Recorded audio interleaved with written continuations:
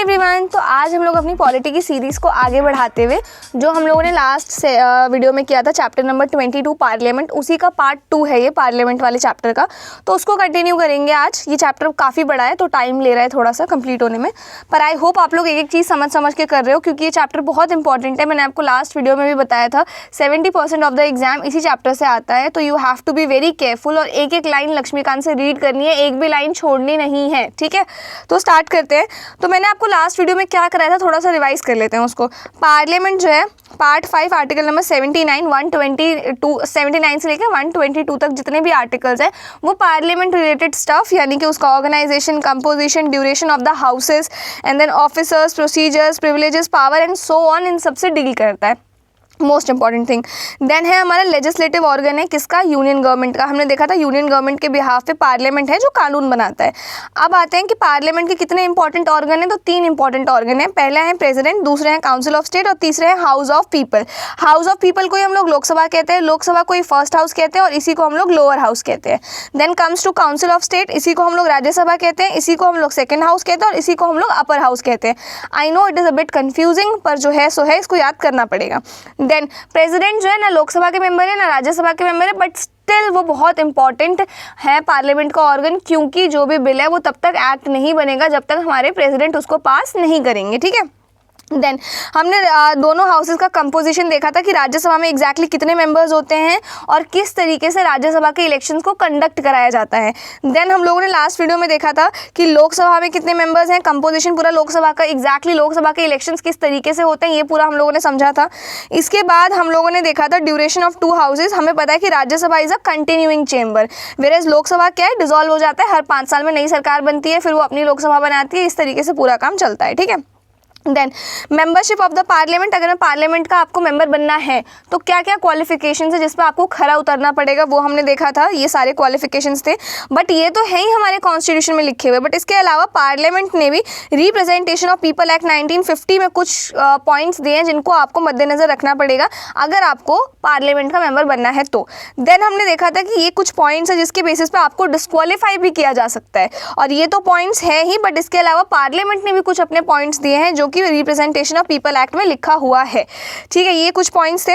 इसके अलावा आपको डिस्क्वालीफाई किया जा सकता है अगर आप अपनी पार्टी बदल लेते हो, तो उस केस में क्या क्या हो सकता है ये सब मैंने आपको बताया था। इसके बाद हमने देखा था वेकेंटिंग ऑफ सीट। इसका मतलब ये है कि कौन सी ऐसी सिचुएशन है जिस वजह से एक मेंबर ऑफ पार्लियामेंट की सीट जो है वो छीनी जा सकती है उनसे, या छिन जाएगी अपने आप, या वो उनकी जो पोजीशन है वो खाली हो जाएगी। तो देखा था डबल मेंबरशिप पहले, यानी कि एक इंसान 2 हाउसेज का मेंबर नहीं हो सकता, चाहे लोकसभा राज्यसभा हो, चाहे लोकसभा या राज्यसभा या फिर लेजिस्लेटिव असेंबली हो। ठीक है, और डिस्क्वालिफिकेशंस हमने देखा था किन किन बेसिस पे हो सकता है। देन रेजिग्नेशन के बेसिस पे भी आपकी सीट खाली हो सकती है। देन एब्सेंट अगर हो, आपको एक कमेंट में बताना है मुझे कि कितने दिन तक अगर आप लगातार एब्सेंट हो कोई भी मेंबर ऑफ पार्लियामेंट, तो उसको डिस्क्वालीफाई कर दिया, उसकी सीट जो है खाली हो जाएगी, वेकेंटिंग हो जाएगी वहाँ पे। इसके अलावा कुछ और केसेस भी थे जो हमने देखे थे। फिर ओथ एंड अफर्मेशन हम लोगों ने देख लिया था, पूरा कवर कर लिया था ये। इसके बाद आज का जो ये चैप्टर है हमको यहाँ से पढ़ना है, प्रिसाइडिंग ऑफिसर्स ऑफ पार्लियामेंट। ठीक है, अब इसको कवर करने से पहले ना, अगर आप लोगों को पॉलिटी की प्लेलिस्ट का लिंक चाहिए तो वो डिस्क्रिप्शन में मिल जाएगा। पॉलिटी हम लोग लक्ष्मीकांत से कवर कर रहे हैं, एंड पॉलिटी के साथ साथ अगर इकोनॉमी भी करना है तो इकोनॉमी के लेक्चर्स भी अपलोडेड है, उसका लिंक भी डिस्क्रिप्शन में मिल जाएगा। अब स्टार्ट करते हैं फाइनली। तो प्रिसाइडिंग ऑफिसर का मतलब क्या होता है? प्रिसाइडिंग ऑफिसर का मतलब होता है एक तरीके से ना, आप ये मानो presiding officer is a leader, ठीक है, हाउस का, और वो जो है मीटिंग्स को कंडक्ट कराना है, मैनेजमेंट रखना है, प्रॉपर देखना है सब वोटिंग कर रहे हैं कि नहीं, मतलब एक तरीके से जो हाउस को चला रहा है ना, समझ रहे हो, वो कौन है आपका? ये प्रिसाइडिंग ऑफिसर है। It's like principal of a school, समझ में आ गया? Then presiding officer of parliament. अब इसको समझने के लिए थोड़ा सा ये चार्ट मैंने बनाया है, इसको समझते हैं। तो प्रिसाइडिंग ऑफिसर समझने से पहले हमें ये समझना पड़ेगा कि लोकसभा के अलग है, राज्यसभा के अलग है, और ये इस चीज़ को ना बाद में समझाऊंगी थोड़ा लास्ट में। ठीक है, तो लोकसभा के प्रिसाइडिंग ऑफिसर कौन है? जो लोकसभा को चेयर करते हैं उनका नाम क्या है? स्पीकर है। और सिमिलरली कौन है? एक डेप्यूटी स्पीकर है। तो डेप्यूटी स्पीकर आपको पता ही चल रहा होगा, अगर इन केस कोई इमरजेंसी आ जाती है जिस वजह से स्पीकर जैसे बीमार हो गए हैं, या कोई भी ऐसी आपदा आ गई है जिस वजह से स्पीकर अभी हमारे बीच नहीं है किसी भी रीज़न से, तो फिर उस केस में स्पीकर का जो भी काम होता है वो कौन संभालेंगे? Deputy speaker. Same with Rajya Sabha, उनके कौन होते हैं? हेड, चेयरमैन होते हैं। और जो चेयरमैन अगर XYZ रीजन से अपना काम नहीं कर पा रहे हैं तो चेयरमैन का काम कौन करेगा? डेप्यूटी चेयरमैन करेगा। ठीक है, तो ये था पूरा सीन। अब जैसे प्रेसिडेंट एंड वाइस प्रेसिडेंट के केस में होता है ना कि दोनों एक दूसरे को अपना रेजिग्नेशन सबमिट करते हैं। सिमिलरली अगर स्पीकर कभी रिजाइन करेगा तो वो अपना रेजिग्नेशन किसको सबमिट करेगा, डेप्यूटी स्पीकर को, और डेप्यूटी स्पीकर कभी रिजाइन करेगा तो किसको करेगा सबमिट, स्पीकर को। तो ये पूरा केस है। इस पर सबसे पहले हम लोग स्पीकर के बारे में पढ़ने वाले हैं। One of the most important topic है इस चैप्टर का ये। तो इनके इलेक्शन कैसे होते हैं, कितना टाइम पीरियड होता है इनका, powers and function and independence and impartiality, ये क्या है इनको समझते हैं। पहले आते हैं इलेक्शन एंड टेन्योर पे। तो इसको मैं समझाने से पहले ना इसको एक स्टोरी की तरह समझना बेसिकली, ठीक है। तो अब जनरल इलेक्शन हो गए हैं। जनरल इलेक्शन होने के बाद फर्स्ट सिटिंग हुई है हाउस की, पहली बार सेशन हो रहा है लोकसभा का। तो इसमें प्रेसिडेंट आते हैं, वो जो भी सबसे सीनियर मोस्ट मेंबर होते हैं उस टाइम पे लोकसभा के, उसको टेम्पररी स्पीकर बना देते हैं। क्या बना देते हैं उसको, टेम्पररी स्पीकर। और उसको हम लोग क्या कहते हैं, स्पीकर प्रो टर्म। समझ में आ गया। यानी कि जब हमारा लोकसभा फर्स्ट टाइम आया है उस टाइम प्रेसिडेंट आए हैं, जो सबसे सीनियर मोस्ट मेंबर हैं उनको टेम्पररी स्पीकर बना दिया है। अब ये जो इनको नाम क्या दिया गया है, स्पीकर प्रो टर्म। अब इनका जो काम है ना स्पीकर प्रो टर्म का, दो ही काम है। और जब ये दोनों काम ये कर लेते हैं, इनका जो ऑफिस है वो खत्म, मतलब अभी एग्जिस्ट नहीं करते, हो गया इनका काम पूरा, काम खत्म इनका, ठीक है। वो दो काम बताने से पहले ये जो स्पीकर प्रो टर्म है ना, इनको जैसे प्रेसिडेंट बना देते हैं टेम्पररी स्पीकर, उससे पहले प्रेसिडेंट इनको ओथ भी दिलवाते हैं, ठीक है। और ओथ दिलवाने के बाद ये हमारे टेम्पररी स्पीकर बन गए। अब इनके जो दो काम है, इनमें पहला काम ये है, जितने भी लोकसभा के नए मेंबर्स हैं ना उनको ये शपथ दिलवाएंगे, ठीक है। और दूसरा काम क्या है, जो स्पीकर के इलेक्शंस को कंडक्ट कराएंगे। ये समझ में आ गया, नए स्पीकर को इलेक्ट करेंगे। अब जैसे ये दोनों काम पूरे हो गए, ओथ भी दिलवा दिया, नए स्पीकर भी इलेक्ट हो गए, तो अब ये इनका जो ऑफिस है वो खत्म, इनका काम खत्म। अब ये नॉर्मल पार्लियामेंट के मेंबर हैं अभी, ठीक है। तो ये दो काम होता है इनका, खत्म हो गया। अब हमारे जो स्पीकर है उनका इलेक्शन हो गया, वो इलेक्ट होके आ गए। अब XYZ रीजन से स्पीकर जो है रिजाइन कर देते हैं, कुछ भी कर देते हैं। अब स्पीकर की जो पोजीशन है वो खाली हो गई है दोबारा।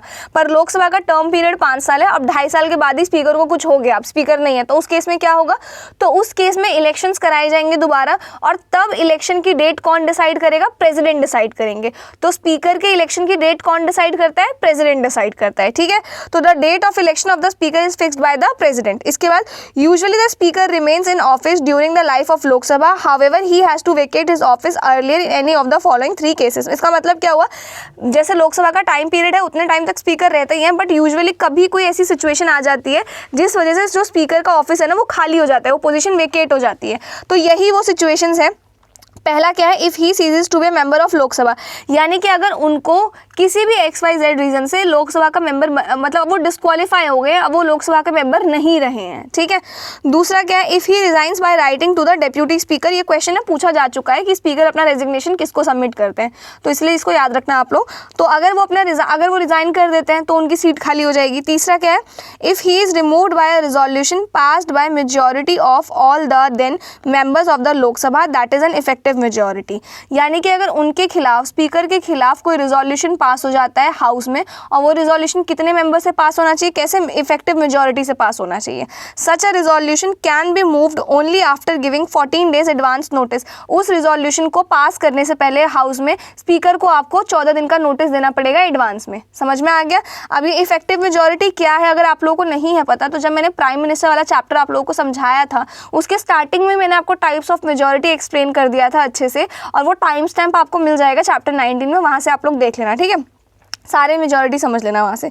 तो ये 3 केसेस थे। इसके अलावा क्या है, अब ये ध्यान से सुनना, जब स्पीकर के खिलाफ रिजोल्यूशन घर में पास हो रहा है उस हाउस में, तो देखो क्या होता है, when resolution for the removal of the speaker is under consideration of the house, he can not preside at the sitting of the house. यानी कि अब स्पीकर के खिलाफ रिजोल्यूशन आ चुका है, 14 दिन का उनको नोटिस मिल चुका है, अब वो रिजोल्यूशन चल रहा है, पास होना है, फेल होना है, क्या होना है। तो उस केस में क्या होगा, उस केस में स्पीकर जो है अपनी पोजीशन पे, स्पीकर नहीं रहते, नॉर्मल पार्लियामेंट के मेंबर बन जाते हैं। समझ में आ गया। वो हाउस को प्रिसाइड नहीं कर सकते, मतलब कि वो अब जैसे स्पीकर मीटिंग्स कंडक्ट करते हैं ना, वो नहीं कर सकते, स्पीकर वाला काम है वो। दो ही मे बी प्रेजेंट, बट वो प्रेजेंट रह सकते हैं उस हाउस की मीटिंग में। इनफैक्ट उनके खिलाफ जो रिजोल्यूशन चल रहा है ना उसमें वो वोट भी कर सकते हैं, मैं आपको वो भी समझाऊंगी आगे। हाउएवर ही कैन स्पीक, वो बोल सकते हैं। Take part in proceeding of the house, meeting अगर कोई चल रही है लोकसभा की तो उसकी प्रोसीडिंग्स वो पार्टिसिपेट भी कर सकते हैं। At such a time and vote in the first instance, though not in the case of an equality of an votes. Whenever the Lok Sabha is dissolved the speaker does not vacate his office and continue till the newly elected Lok Sabha. मैं आपको ना एक चीज़ समझाती हूँ।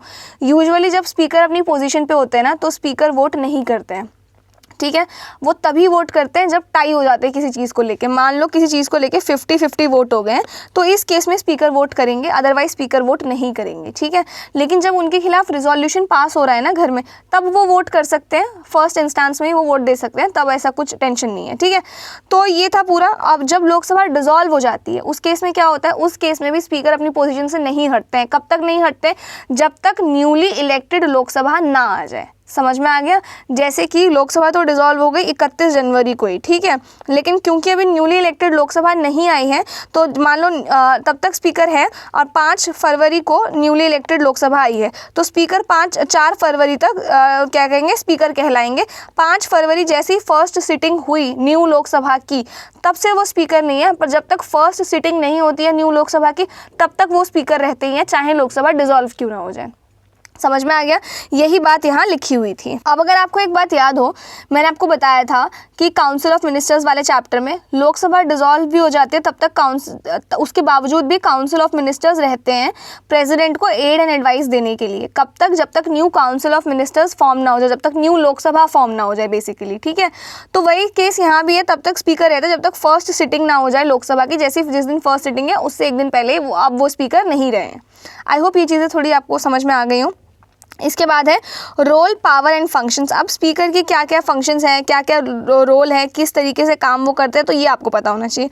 तो आपको पता होगा कि स्पीकर जो है ना, वो हेड है लोकसभा के और लोकसभा को रिप्रेजेंट कर रहे हैं वो। समझ में आ गया? अब जो स्पीकर है ना, वो स्पीकर छोड़ो, कॉन्स्टिट्यूशन में हर चीज़ लिखी हुई है। सिमिलरली कॉन्स्टिट्यूशन में सबके रोल्स एंड पावर्स को भी डिफाइन कर रखा है। समझ में आ गया? तो स्पीकर जो है ना, 3 तरीके से अपनी पावर लेते हैं। पहला ये पढ़ते हैं, ये the speaker is the head of the Lok Sabha and its representative. He is the guardian of power and privileges of the members and the house as a whole and its committee. समझ में आया? यानी कि लोकसभा में जितने भी काम परफॉर्म हो रहा है ना, उसके जिम्मेदार कौन कहलाएंगे? स्पीकर कहलाएंगे, ठीक है। Now he has the following powers and duties. अब क्या है, इसको पढ़ने से पहले मैं आपको एक चीज़ बताती हूँ। स्पीकर जो है ना, 3 जगहों से अपनी पावर्स लेते हैं। पहले तो है कॉन्स्टिट्यूशन ऑफ इंडिया, हमारे कॉन्स्टिट्यूशन से वो अपनी पावर लेते हैं। दूसरा है पार्लियामेंट्री कन्वेंशन, यानी कि कुछ ऐसी चीज़ें हैं जो लिखी नहीं है बट रूल्स की तरह फॉलो की जाती है। मतलब कि पार्लियामेंट्री कन्वेंशन है कि ये कन्वेंशन होगा। जैसे कि मैं आपको एक चीज़ बताती हूँ, कोई बड़ा अगर आपके सामने आता है तो कोई आपको नहीं बोलता है कि आप जाके उनके पैर छुओ, right, but it's like in your nature, it's in your habit. आपको संस्कार उस तरीके से दिए गए कि आप ऑटोमेटिकली जाके पैर छू लेते हो, ठीक है। तो वही चीज़ है कि कुछ चीज़ें हैं जो नहीं लिखी हुई हैं हमारे कॉन्स्टिट्यूशन में, बट उसके बावजूद भी ये कन्वेंशन है कि ये काम स्पीकर ही करेंगे, ठीक है। और तीसरा क्या है, rules of procedure and conduct of Lok Sabha. मतलब कि कुछ ऐसा होता है ना, पावर्स, रिस्पॉन्सिबिलिटीज़ जो लोकसभा की होती हैं, तो वहाँ से स्पीकर अपनी पावर्स लेता है। तो 3 मैंने आपको बता दिया, एक तो कॉन्स्टिट्यूशन ऑफ इंडिया, एक पार्लियामेंट्री कन्वेंशन लिखा नहीं हुआ है बट हमें पता है कि ये काम स्पीकर ही करेंगे। और तीसरा क्या है, rules of procedure and conduct of Lok Sabha. इसका मतलब है कि लोकसभा किस तरीके से काम कर रही है, क्या हो रहा है, उसको स्पीकर रिप्रेजेंट कर रहे हैं, तो ये सारी चीज़ें पता है हमको। तो ये आपका आ गया, स्पीकर यहाँ से अपनी पावर्स लेते हैं। समझ में आ गया? अब चलते हैं इसके ऊपर। He maintains order. अब रिस्पॉन्सिबिलिटीज़ क्या है? He maintains order and decorum in the house for conducting its business and regulating its proceedings. This is his primary responsibility and he has final power in this regard. इसका मतलब क्या हुआ? उनकी primary responsibility ये है कि decorum maintain करके रखना हाउस को। मतलब एक तरीके से वो होता है ना, जैसे हमारी क्लास के मॉनिटर होते हैं। अब कभी कभी टीचर नहीं आते तो मॉनिटर क्या करता है, क्लास शांत कराता है, या टीचर को अगर कॉपी चेक करनी है तो सबकी कॉपीज अपने पास सबमिट करता है, टीचर को स्टाफ रूम में दे के आता है, राइट। तो ये जो काम है ना मॉनिटर वाला, वो बेसिकली हमारे स्पीकर कर रहे हैं। पूरा हाउस का डेकोरम मेंटेन कर रहे हैं, सब कुछ कर रहे हैं। कौन सा बिल है जो भेजना है प्रेसिडेंट के पास, उनके एसेंट के लिए, उनकी कंसिडरेशन के लिए, ये सारी चीज़ें कौन देख रहे हैं? हमारे स्पीकर देख रहे हैं। Now he is the final interpreter of the provisions of the constitution of India, the rules of procedure and conduct of business of Lok Sabha and see the parliamentary procedure with in the house. अब इसका मतलब क्या, मैं आपको बताती हूँ। तो speaker जो है ना, वो देखो, इंटरप्रेटर ऑफ द कॉन्स्टिट्यूशन का मतलब क्या है? इंटरप्रेटर ऑफ द कॉन्स्टिट्यूशन का मतलब ये है कि कॉन्स्टिट्यूशन में क्या क्या लिखा है, ये चीज़ें हमें कौन बताएगा? कौन है जो हमें बताएगा कि हम कॉन्स्टिट्यूशन को फॉलो करके ये काम कर रहे हैं, ठीक है। तो usually interpreter of the constitution is your supreme court. समझ में आ गया। बट अगर ये आया ना आपके पेपर में कि बताओ कि who is the interpreter of the constitution और आपके ऑप्शन में दे रखा है सुप्रीम कोर्ट, तो आंसर आपका सुप्रीम कोर्ट होगा। लेकिन who is the interpreter of the constitution with in the house of the Lok Sabha, तो वहाँ पे कौन होगा? स्पीकर होगा। तो स्पीकर कॉन्स्टिट्यूशन मतलब इंटरप्रेटर है कॉन्स्टिट्यूशन के, लेकिन with in the house, only with in the Lok Sabha. समझ में आ गया, ये चीज़ पता होना चाहिए।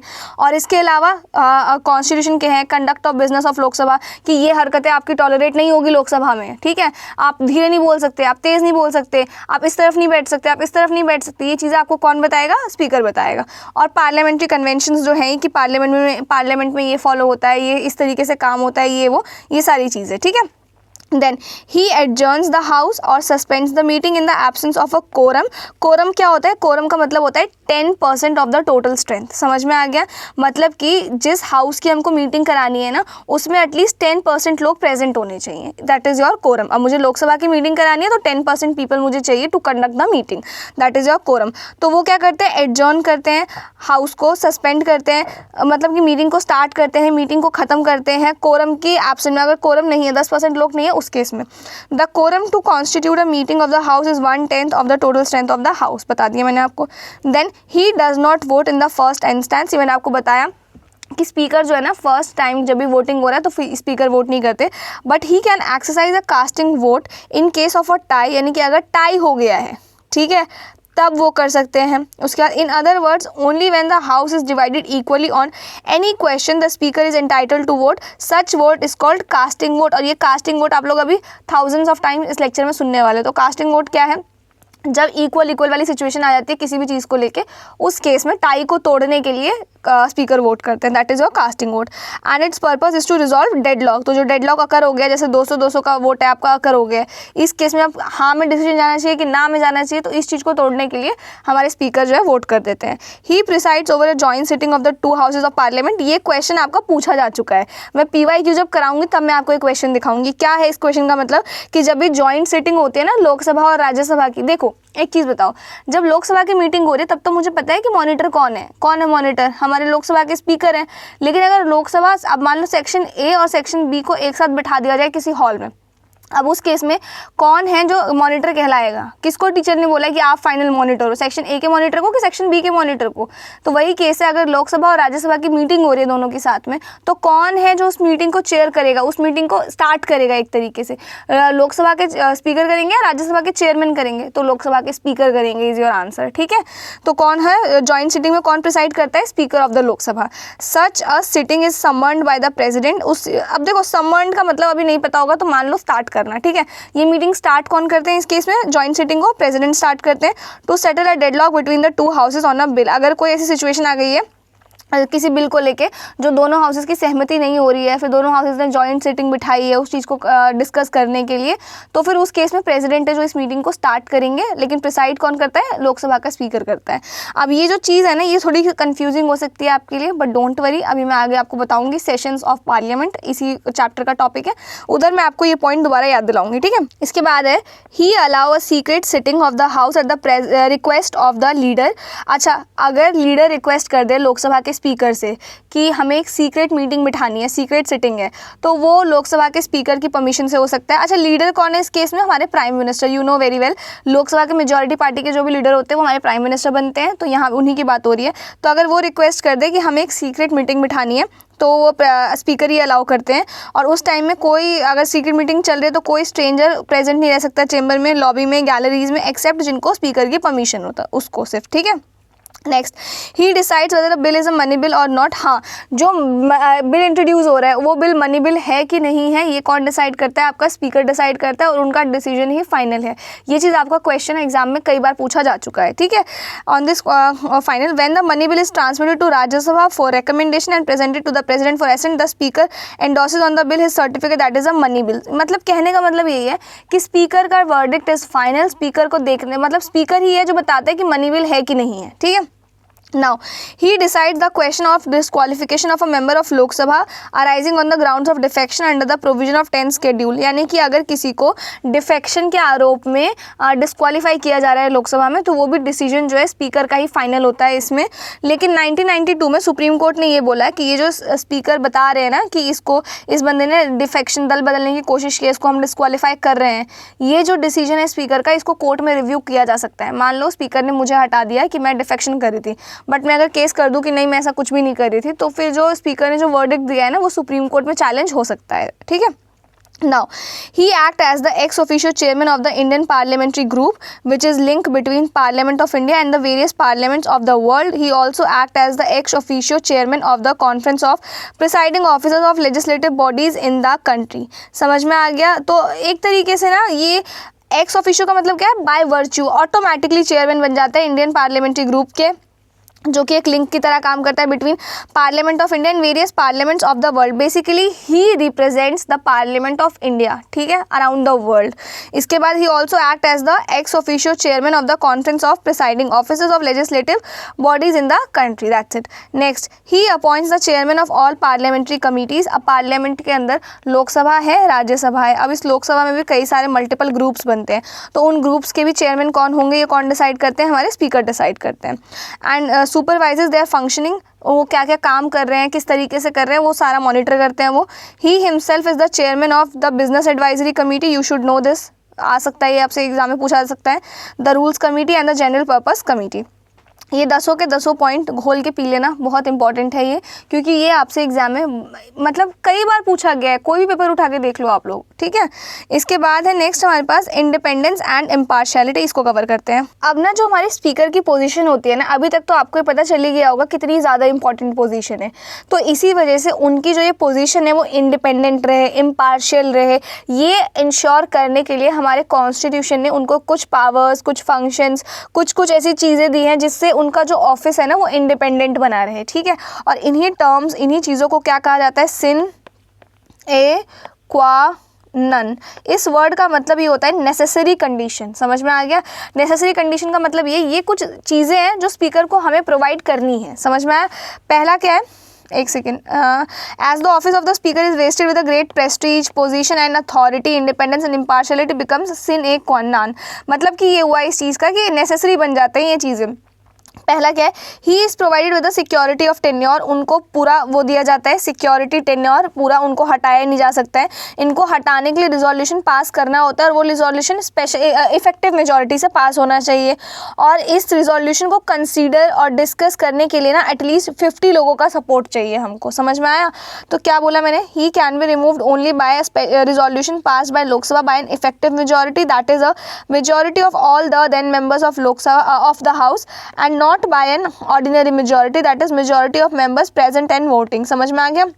This motion of removal can be considered and discussed only when it has support of at least 50 members। तभी इस मोशन को डिस्कस किया जा सकता है हाउस में अगर उस मोशन को 50 लोगों ने साइन किया हो, 50 लोगों ने सपोर्ट किया हो। समझ में आया? उससे पहले नहीं। इसके बाद क्या है? His salaries and allowances are fixed by parliament, they are charged on the consolidated fund of India and thus are not subject to the annual vote of parliament। अब ये लाइन क्या है मैं आपको बताती हूँ। तो पार्लियामेंट इनकी सैलरीज एंड अलाउंसेस फिक्स करता है जो हमारे कंसोलिडेटेड फंड ऑफ इंडिया से जाती है। तो ये ना बेसिकली आपकी गवर्नमेंट की जो भी इनकम है ना, जो भी गवर्नमेंट को पैसे मिलते हैं टैक्सेस के थ्रू, आपके जो जितनी भी गवर्नमेंट कंपनीज होती है ना, उनके जो प्रॉफिट होते हैं वो कहाँ आते हैं? वो इसी फंड में आते हैं, कंसोलिडेटेड फंड ऑफ इंडिया। ठीक है। साथ ही जो भी गवर्नमेंट आपके लोन्स लेती है वो भी आपके इसी फंड में आ जाते हैं। तो ये जो चीज़, ये जो फंड है ना, बेसिकली गवर्नमेंट का इनकम है और इसी इनकम से इनको सैलरीज मिलती हैं। ठीक है। नेक्स्ट, इसके बाद क्या है? His work and conduct can not be discuss and criticise in the Lok Sabha except on a substantive motion. इसका मतलब क्या है? जो भी मतलब इनका जो भी वर्क है, कंडक्ट, लोकसभा के काम को लेकर जो भी चीज़ें हैं उसको क्रिटिसाइज आप नहीं कर सकते हो। समझ में आ गया? His powers of regulating procedure और कंडक्टिंग बिजनेस और maintaining order in the house are not subject to jurisdiction of the any court. यानी कि वो जो भी काम परफॉर्म करते हैं अपने ऑफिस में, उस चीज़ को लेकर आप कोर्ट में चैलेंज नहीं कर सकते कि स्पीकर ने देखो इस बिल के ऊपर ये बोल दिया है, हमें इसको चैलेंज करना है, ये अगेंस्ट जा रहे हैं इस बिल के। ऐसा नहीं कर सकते आप। ठीक है। Now next, he can not vote in the first instance. First time में वोट नहीं कर सकते, मैं ऑलरेडी एक्सप्लेन कर चुकी हूँ। सिर्फ कास्टिंग वोट करते हैं वो। कास्टिंग वोट का मतलब ये जब टाई हो जाता है उस सिचुएशन में टाई ब्रेकर होते हैं वो, बस। ठीक है। नेक्स्ट है, कहाँ गया? हाँ, he is given a very high position in the order of precedence, he is placed at 7th rank along with the chief justice of India. यानी कि इनको जैसे हिरार्की होती है ना कि who is the most powerful, then second most powerful, third most powerful, वैसे 7th powerful body है इनकी हमारे स्पीकर की, और इनको चीफ जस्टिस ऑफ इंडिया जितनी ही पावर्स हैं, समझ में आ गया, चीफ जस्टिस ऑफ इंडिया और स्पीकर ऑफ लोकसभा ये दोनों 7th रैंक पे ही आते हैं। Now this means he has the higher rank than all cabinet ministers, यानी कि कैबिनेट मिनिस्टर्स से ऊपर है ये, एक्सेप्ट द प्राइम मिनिस्टर और डेप्यूटी प्राइम मिनिस्टर, इनके नीचे हैं वे, ठीक है। इसके बाद है हमारे पास डेप्यूटी स्पीकर ऑफ लोकसभा, इनका टर्म पीरियड क्या है, ये किस तरीके से काम करते हैं, इसको समझते हैं। तो पहले तो ये concept deputy speaker of Lok Sabha हमने ये इंट्रोड्यूस क्यों किया, तो हमको चाहिए कि जो हमारे स्पीकर हैं वो बीमार पड़ गए हैं या कोई भी ऐसे रीज़न आ गया है, तो उस वजह से स्पीकर अगर हट गए तो फिर क्या होगा, कौन स्पीकर की ड्यूटीज़ परफॉर्म करेगा। और हमने स्पीकर को इतने हाई रैंक पे दे रखा है, प्लेस कर रखा है कि बहुत अच्छी, मतलब बहुत हाईएस्ट ऑफिसर हैं एक तरीके से, और उनकी जो पोजीशन है वो वेकेंट हो जाए ये हम अफोर्ड नहीं कर सकते, समझ में आया। तो इस वजह से हमने डेप्यूटी स्पीकर का कॉन्सेप्ट इंट्रोड्यूस किया कि अगर किसी भी रीज़न से हमारे स्पीकर को कुछ हो जाता है तो जो स्पीकर वाली पोजीशन है वो खाली नहीं रहनी चाहिए, उसको फिल कौन करेंगे, हमारे डेप्यूटी स्पीकर ऑफ लोकसभा, समझ में आ गया। Like the speaker, the deputy speaker is also elected by the Lok Sabha itself from amongst is member. तो जैसे लोकसभा के election, Lok Sabha first time I, speaker elect हो गए, देन हमारे डेप्यूटी स्पीकर भी लोकसभा के मेंबर्स में से ही इलेक्ट होते हैं। Then he is elected after the election of speaker has taken place, speaker के इलेक्शन के बाद इनको इलेक्ट किया जाता है। The date of election of the deputy speaker is fixed by the speaker. अब यहाँ देखो, स्पीकर के इलेक्शन की डेट प्रेसिडेंट फिक्स करते हैं और डेप्यूटी स्पीकर के इलेक्शन की डेट हमारे स्पीकर फिक्स करते हैं। Now, whenever the office of deputy speaker falls vacant, the Lok Sabha elects another member to fill the vacancy. अगर deputy speaker नहीं है तो किसी और को elect कर लेते हैं हम लोग deputy speaker की जगह पे। Now, like the speaker, the deputy speaker remains in office usually during the life of Lok Sabha. However, he may vacate his office earlier in any of the following 3 cases. यानी कि इन तीनों situations में से कभी भी deputy speaker की जो position है वो खाली हो सकती है, but apart from these 3 situations उनकी position खाली नहीं होती है, ठीक है। जब तक लोकसभा है तब तक उनकी पोजीशन रहती है। If he ceases to be a member of Lok Sabha same as speaker, अगर लोकसभा के मेंबर्स बनने से डिस्क्वालीफाई कर दिया, अगर उन्होंने रिजाइन कर दिया, if he is removed by resolution passed by majority of all the then members of Lok Sabha, such resolution can be moved only after giving 14 day advance notice. यानी कि अगर हमारे डेप्यूटी स्पीकर के अगेंस्ट भी रेजोल्यूशन पास हो जाए लोकसभा में तो उस केस में भी क्या होगा, हमारी डेप्यूटी स्पीकर की जो पोजीशन है वो क्या हो जाएगी, वेकेंट हो जाएगी। ये चीज़ आपको पता होना चाहिए, ठीक है। तो और हाँ, डेप्यूटी स्पीकर को हटाने के लिए भी हमें इफेक्टिव मेजॉरिटी लगानी पड़ती है रेजोल्यूशन अगर मुझे पास कराना है तो, ठीक है। तो ये था हमारा पूरा। इसके बाद है हमारे पास the deputy speaker performs the duties of speaker और speaker's office when it is vacant. जब स्पीकर की पोजीशन खाली है तो वो एज अ स्पीकर काम करते हैं। The deputy speaker is not subordinate to speaker, he is directly responsible to the house. अब इस लाइन का मतलब क्या है, he is not responsible to speaker, he is responsible to house, house के लिए है वो, समझ में आ गया, हाउस के प्रति वो जिम्मेदार हैं, that is your deputy speaker. इसके बाद कहाँ गए, the deputy speaker has one special privilege, that is when ever he is appointed as a member of parliamentary committee he automatically becomes its chairman। यानी कि डेप्यूटी स्पीकर होने का एक ही profit है कि आप जैसे ही किसी पार्लियामेंट कमेटी के मेंबर बनते हो तो आप ऑटोमेटिकली उस कमेटी के चेयरमैन भी बन जाते हो, समझ में आ गया। इसके बाद क्या है, like the speaker, the deputy speaker while presiding over the house cannot vote in the first instance, he can only exercise a casting vote in case of a tie। Similarly, अगर deputy speaker preside कर रहे हैं house की meeting को, as a speaker काम करे तो obviously वो भी वोट नहीं कर सकते, सिर्फ कास्टिंग वोट कर सकते हैं वो भी। Further when a resolution for the removal of the speaker is under consideration of the house, he can not preside at the sitting of the house दो ही मे बी प्रेजेंट। सेम वही speaker की तरह ही अगर इनके खिलाफ भी resolution pass हो गया है तो वो उस हाउस को प्रिसाइड नहीं कर सकते हैं, और सेम वही नोटिस देना है उनको, सेम पहले वोट नहीं कर सकते, सारी चीज़ें एकदम सेम है। Now, when the speaker presides over the house, the deputy speaker is like any other ordinate member। अगर हमारे स्पीकर हैं और स्पीकर ही प्रिसाइड कर रहे हैं हाउस को तो डेप्यूटी स्पीकर एक नॉर्मल पार्लियामेंट के मेंबर हैं। ही can speak in the house, participate in its proceeding and vote on any question before the house. समझ में आ गया, यानी कि कोई भी हाउस के आगे किसी भी तरीके की चीज़ें, मतलब normal day to day proceeding में participate as a normal member की तरह वो करेंगे, ठीक है। Now the deputy speaker is entitled to a regular salary मिलेगी उनको, allowances fixed by the parliament and charge on the consolidated fund of India, ठीक है। Next, panel of chairpersons of Lok Sabha. इसका मतलब क्या हुआ, इसका मतलब ये हुआ कि कोई ऐसी सिचुएशन अगर आ जाती है कि हमारे पास ना स्पीकर है ना ही हमारे पास डेप्यूटी स्पीकर है, तो उस केस में हम लोग क्या करेंगे, तो उस केस में जो पैनल ऑफ चेयरपर्सन होते हैं लोकसभा के, इनको बनाया जाता है। तो speaker of Lok Sabha he nominate करते हैं इन लोगों को। 10 लोग होते हैं, तो 10 लोगों को एज अ चेयरपर्सन इनका नाम रखा गया है। तो इनका काम ये है कि स्पीकर और डेप्यूटी स्पीकर जब एब्सेंट है तो इनमें से कोई स्पीकर की जगह उसका काम करेगा, इन 10 जो भी 10 लोग हैं उनमें से, ठीक है। The speaker nominates from amongst the member a panel of not more than 10 chairpersons। अब यही वही है कि क्या कहते हैं, इनका काम बस इतना सा है कि अगर स्पीकर और जो हमारे डेप्यूटी स्पीकर है इनकी जो पोजीशन है अगर वेकेंट हो जाती है किसी भी रीज़न से, दोनों की ही, तो उस केस में इन 10 में से कोई भी एक बंदा एज अ स्पीकर काम कर देगा, ठीक है। Now comes very important concept जो मैंने आपको ऑलरेडी एक्सप्लेन कर दिया है, जो कि है हमारे पास speaker pro term. As provided by the constitution, the speaker of last Lok Sabha vacates his office immediately before the first meeting of the newly elected Lok Sabha. जैसे देखो लोकसभा डिसॉल्व होने के बाद भी स्पीकर रहते ही हैं अपनी पोजीशन पे, तब तक रहते हैं जब तक कि फर्स्ट सिटिंग ना हो नई लोकसभा की, ठीक है। तो ये है। उसके बाद क्या होता है, therefore the president appoints a member of the Lok Sabha as the speaker pro term, यानी कि temporary. Usually the senior most member is elected for this, जो सबसे सीनियर रहता है उसी को कर दिया जाता है। The president himself administer oath to the speaker pro term, और प्रेसिडेंट ही है जो उनको ओथ दिलवाते हैं। The speaker pro term has all the powers of the speaker, correct. He preside over the first sitting of the newly elected Lok Sabha. His main duty is to administer the oath of new members and he also enables the house to elect new speaker. बस यही 2 काम है इनके, एक तो oath दिलवाना और speaker को इलेक्ट करना, ठीक है।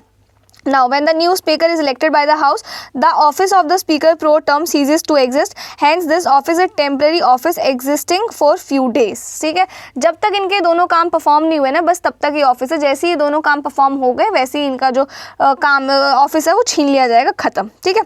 देन ये तो था हमारा पूरा डेप्यूटी स्पीकर और स्पीकर, इनसे रिलेटेड सारा स्टफ था। अब हम सेम चीज़ें पढ़ने वाले हैं, ये सारी चीज़ें किसके रिस्पेक्ट में, चेयरमैन के रिस्पेक्ट में। क्योंकि लोकसभा के केस में जो प्रिसाइड करते हैं लोकसभा को वो कौन है, वो करते हैं स्पीकर, और राज्यसभा के केस में कौन करते हैं, वो करते हैं चेयरमैन। आई होप ये आपको क्लियर हो। तो इनको आप ना अच्छे से जानते हो कौन होते हैं भाई, बताओ मुझे कॉमेंट सेक्शन में राज्यसभा के चेयरमैन कौन होते हैं। अगर वाइस प्रेसिडेंट वाला चैप्टर अच्छे से पढ़ा है तो you should know this answer, कि हमारे जो वाइस प्रेसिडेंट है ना वो ऑटोमेटिकली चेयरमैन बन जाते हैं हमारे राज्यसभा के। तो उनके लिए हमें कोई अलग से इलेक्शन कंडक्ट नहीं कराने पड़ते हैं। चलते हैं इनकी तरफ, चेयरमैन ऑफ राज्यसभा। तो the presiding officer of the Rajya Sabha is known as chairman. The vice president of India is the ex officio chairman of Rajya Sabha, automatically बन गए वो। During any period when the vice president act as a president और discharges the functions of the president, he does not perform the duties of the office of the chairman of Rajya Sabha. समझ में आ गया। अब मैं एक चीज़ आपको बताती हूँ, देखो अगर हमारे वाइस प्रेसिडेंट हैं, वो अगर हमारे प्रेसिडेंट अभी हैं ऑफिस में अच्छे से काम कर रहे हैं, तो हमारे वाइस प्रेसिडेंट तब तक एज अ चेयरमैन की तरह काम करते हैं राज्यसभा में। लेकिन किसी भी रीज़न से अगर हमारे प्रेसिडेंट को कुछ हो जाता है, वो सीट खाली हो जाती है, तो हमारे वाइस प्रेसिडेंट टेम्पररी प्रेसिडेंट बन जाते हैं, ठीक है। और तब तक वो अब 2 काम तो नहीं कर सकते ना, कि देश के राष्ट्रपति भी हैं वो, साथ ही हमारे चेयरमैन भी बन जाएंगे राज्यसभा के, 2 काम नहीं कर सकते वो। तो उस टाइम पे डेप्यूटी चेयरमैन जो होते हैं ना, वो चेयरमैन का काम करते हैं, ठीक है। और जैसे ही हमारे प्रेसिडेंट इलेक्ट हो गए, वाइस प्रेसिडेंट वापस चेयरमैन, जो चेयरमैन थे वापस डेप्यूटी चेयरमैन, ठीक है। ये है पूरा काम। इसके बाद है the chairman of the Rajya Sabha can be removed from his office only if he is removed from the office of the vice president. यानी कि अगर हमने वाइस प्रेसिडेंट को रिमूव कर दिया उनकी पोजीशन से, तो फिर जो राज्यसभा के चेयरमैन है वो ऑटोमेटिकली रिमूव हो जाएंगे। लेकिन राज्यसभा के चेयरमैन को अलग से रिमूव करने का कोई प्रोसेस नहीं है, सिर्फ वाइस प्रेसिडेंट को रिमूव करोगे तभी राज्यसभा के चेयरमैन जो है रिमूव हो जाएंगे, ठीक है। As a presiding officer, the powers and functions of the chairman in the Rajya Sabha similar to those speaker in the Lok Sabha. जो speaker को powers दे रखी है ना, वही हमारे राज्यसभा के केस में chairman को दे रखी है। However, the speaker has 2 special powers which are not enjoyed by the chairman. सिर्फ 2 ये powers हैं जो speaker को extra दे रखी है राज्यसभा के chairman के comparison में। The speaker decides whether the bill is a money bill or not and his decision on this question is final. Speaker decide करते हैं कि ये bill जो introduce हो रहा है लोकसभा में, ये money bill है या नहीं है। ऐसे कोई पावर राज्यसभा के केस में चेयरमैन को नहीं है। The speaker presides over a joint sitting of the 2 houses. ये मैं आपको ऑलरेडी बता चुकी हूँ, जब भी दोनों हाउसेस की मीटिंग होती है, जॉइंट मीटिंग होती है, तो फिर उस केस में जो लोकसभा के स्पीकर है ना वो प्रिसाइड करते हैं, ठीक है। तो यही 2 खास पावर्स हैं जो दे रखी है लोकसभा के स्पीकर को। अदर देन दैट कोई ऐसी स्पेशल पावर नहीं है। Unlike the speaker who is a member of the house, the chairman is not a member of the house. ये ना बहुत इंटरेस्टिंग चीज़ है, ये मैं आपको बताती हूँ। हमारे जो राज्यसभा के मेंबर्स होते हैं ना, कितने मेंबर होते हैं बताओ मुझे? 245 मेंबर होते हैं राज्यसभा के, +1 मेंबर भी होते हैं। ये जो 1 है ना, ये हमारे चेयरमैन होते हैं।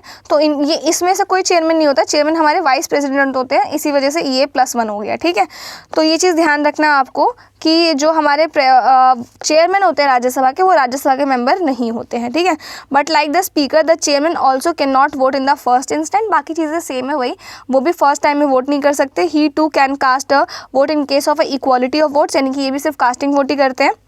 Now, the Vice President cannot preside over a sitting of a Rajya Sabha as its chairman when a resolution for his removal is under consideration। यानी कि अगर वाइस प्रेसिडेंट को रिमूव करने का रिजोल्यूशन इंट्रोड्यूस हुआ है किसी भी हाउस में, तो उस केस में क्या होगा। अच्छा मुझे बताओ, वाइस प्रेसिडेंट को रिमूव करने का जो रिजोल्यूशन है लोकसभा में इंट्रोड्यूस हो सकता है क्या? हाँ या ना बताना मुझे, ठीक है।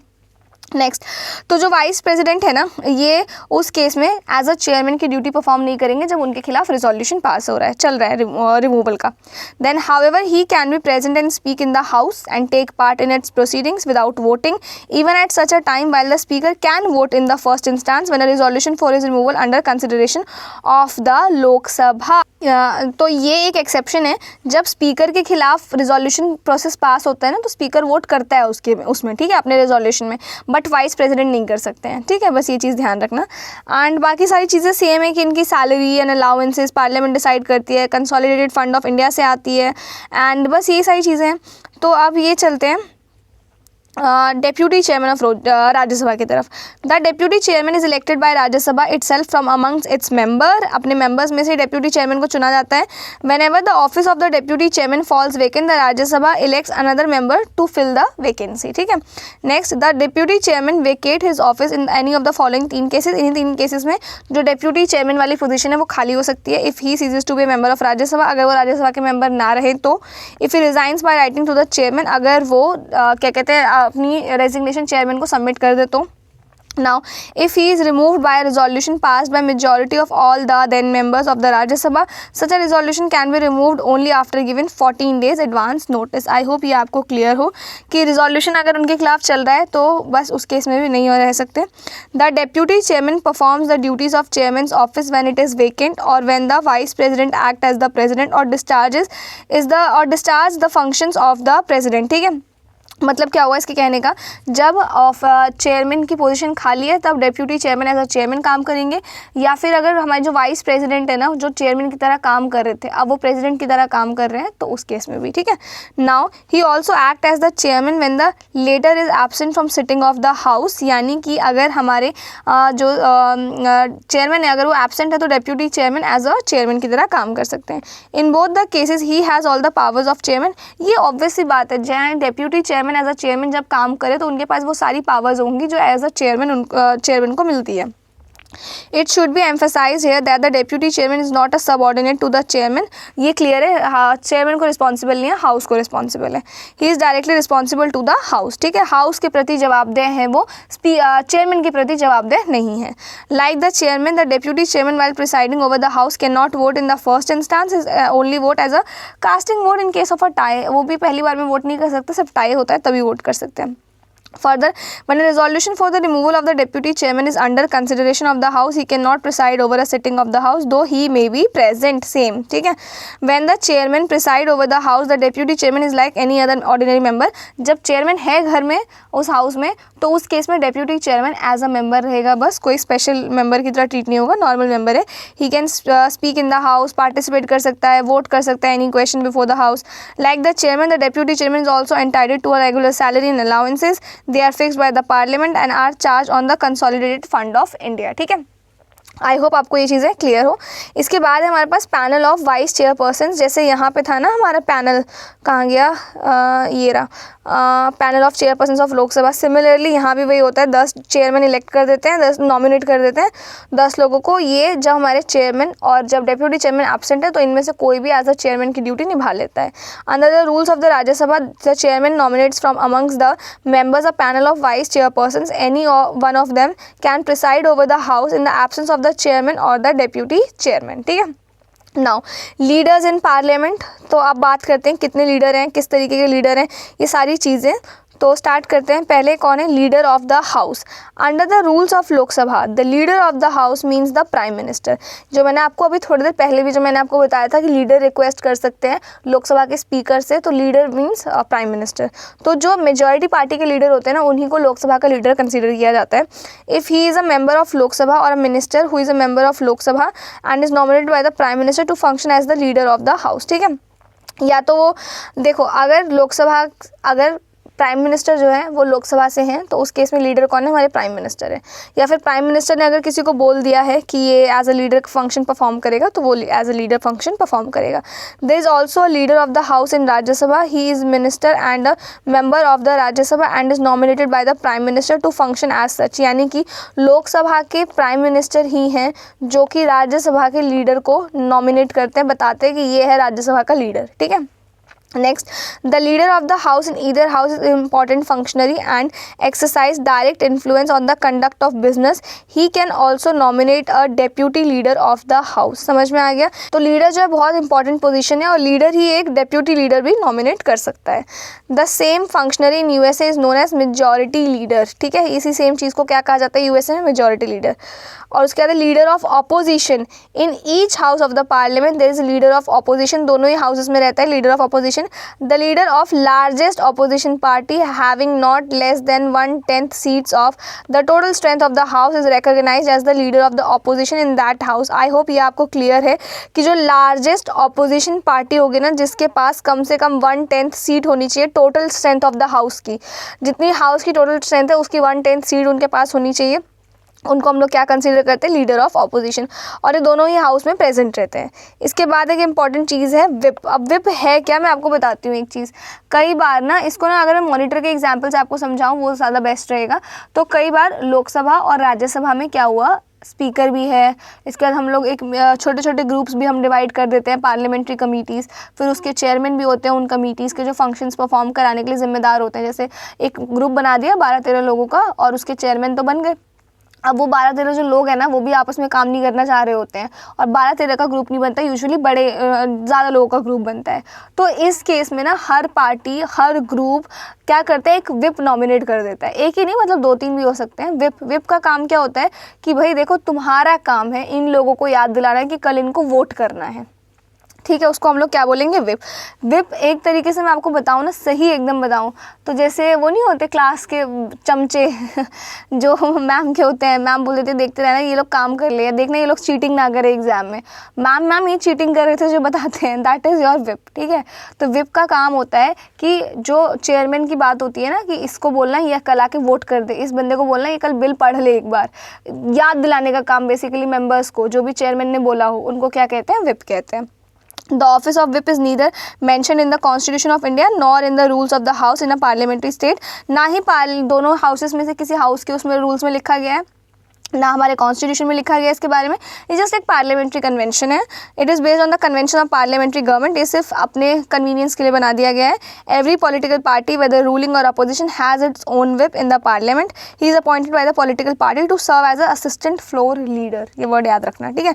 तो बेसिकली क्या काम है ना इसका, जैसे इसको नहीं बोल देते कि यार इसको याद दिला दियो ये काम करना है, तो वो जो है ना वो इज़ योर विप। ठीक है, तो बेसिकली यही जिम्मेदार है कि सारे पार्टी के मेंबर्स को समझाता है, उनको वोट करवाने के लिए जिम्मेदार है, उनकी अटेंडेंस मेंटेन रहे, ये इसका काम है मेक श्योर करना। ठीक है, तो बस यही है। तो मतलब मैं आपको शॉर्ट में अगर मैं समझाऊँ ना अच्छे शब्दों में, तो ऐसा नहीं होता कि क्लास में कुछ बैक बेंचर्स बच्चे भी होते हैं, तो पार्टी में भी कुछ ऐसे कामचोर लोग होते हैं, कुछ बैक बेंचर लोग होते हैं जो टालते रहते हैं, तो इसका काम होता है उनको याद दिलाते रहना। ठीक है, और एक चीज़ जो मैंने यहाँ पे देखा लीडर ऑफ अपोजिशन, में आपको एक चीज़ बता देती हूँ। तो लीडर ऑफ अपोजिशन ना 2014 के बाद से नहीं है हमारे पार्लियामेंट में, क्योंकि किसी की भी ना 1/10 मेजॉरिटी में सीट नहीं हो पा रही है इस वजह से। ठीक है, ये चीज़ ध्यान रखना। तो ये था हमारा आज का सेशन। ठीक है, मैं चाहूँ तो ये भी करा दूँ सेशन ऑफ पार्लियामेंट, लेकिन मैं चाहती हूँ ये आप लोग एकदम फ्रेश माइंड से समझो एकदम शुरू से। ठीक है, तो इसको हम लोग नेक्स्ट वीडियो में कवर करते हैं। होपफुली नेक्स्ट वीडियो में ये मैं करा दूँ और चैप्टर 23 भी करा दूँ।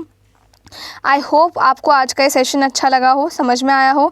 अगर कोई डाउट है तो डू कमेंट। और ये जो नोट्स है ना आपके, मैंने आपको देखो पहले ही बोल दिया है कि पढ़ लो आप लोग उससे, क्या कहते हैं, लक्ष्मीकांत से, ठीक है। एंड ये नोट्स फिर भी आपको मिल जाएंगे, एक बार चैप्टर कंप्लीट करा दूँ मैं, फिर उसको मैं इकट्ठे ही पूरा अपलोड कर दूँगी टेलीग्राम चैनल पर, ठीक है। और टेलीग्राम चैनल का लिंक आपको डिस्क्रिप्शन में मिल जाएगा। कोई डाउट हो तो कॉमेंट करना, and I will see you in the next video.